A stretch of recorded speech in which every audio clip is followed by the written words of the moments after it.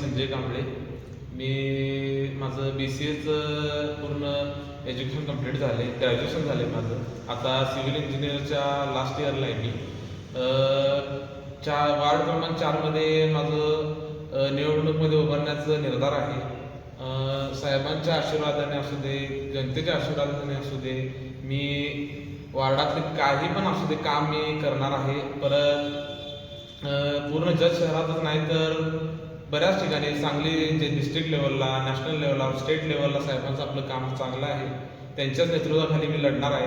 परत वार्डात असं आहे की माझं कधी मी असं विचार केला नव्हता की मी राजकीय क्षेत्रात कधी वळेन.